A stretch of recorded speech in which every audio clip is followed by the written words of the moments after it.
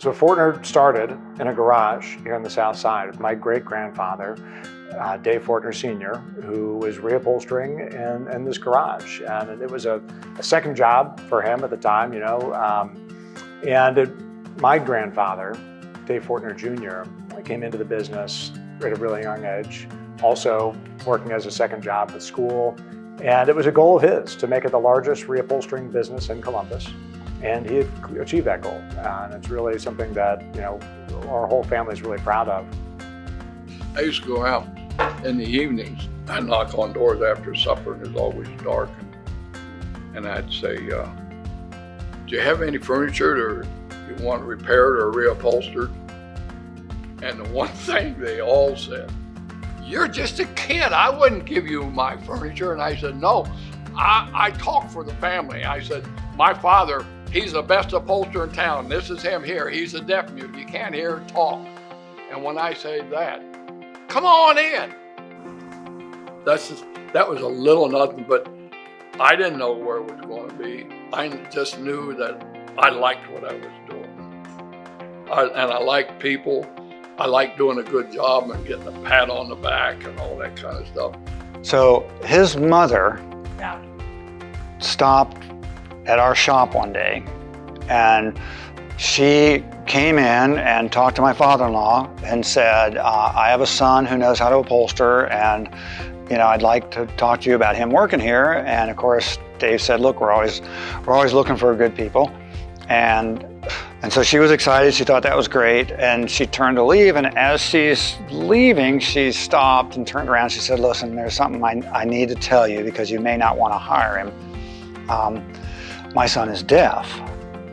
Well, she didn't know that my father-in-law's father was deaf, and that he signed, his wife signed, his daughter signed, I signed. So she was beyond excited to have him land in a place where he was more, at home. And the rest is history. He's been with us ever since. I have a lot of great memories of Fortner from my childhood. Funny memory that's always stuck with me of walking home on a Friday going into spring break, probably 5th or 6th grade. My best friend, we're walking home and he said, "What are we going to do next week?" I said, "Well, I'm going to work with my dad. What are you doing?" And I still just remember his face, just kind of, blank stare staring at me. The work ethic like that I witnessed growing up around the family business is what stuck with me the most. And it was and continues to be an important part of the Fortner DNA. There was an ad in the paper, and Wanda answered the ad. And she said, "Dave," she said, "I want you to go down to Lazarus." I said, "Why?" She says, "They're looking for an upholsterer." So Dad and I, we started doing upholstering, but anyhow, they tried to put one on me.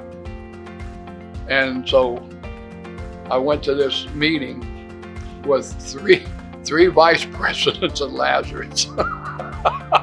And they all tried to get me to do what they wanted. And I looked at them and I said, "I told you what I was going to do. My name was Fortner, and that's going to be on the truck that I pick up and delivery. If you don't like that, then you make the pickup and delivery and deliver it to me. Well, we can't do that. Then you know what you can do? Kiss me. Not on the lips." And they looked at me, and we walked out, and guess what? They called me back in. They said, "Well, what do you want to do?"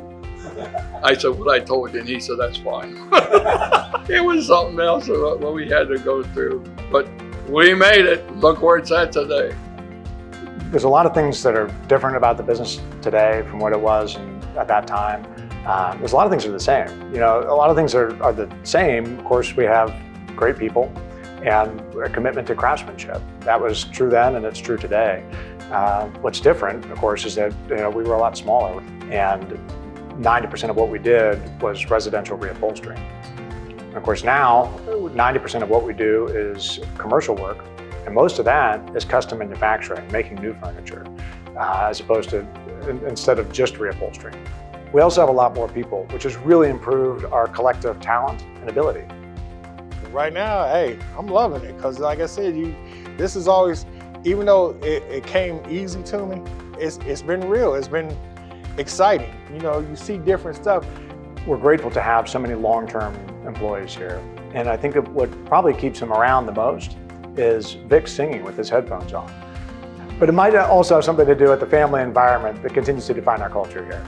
It's also really rewarding to look around Columbus, look around the US, and look around the world and see the environments that our furniture has made better. And the trust that our customers have put in us in all those environments means a lot. We're celebrating 9 to 5 years, and I just want to say thank you. Pop will be proud of what we've accomplished, and we're on the horizon of 100 years, and it's really exciting to think about what we can accomplish by that time.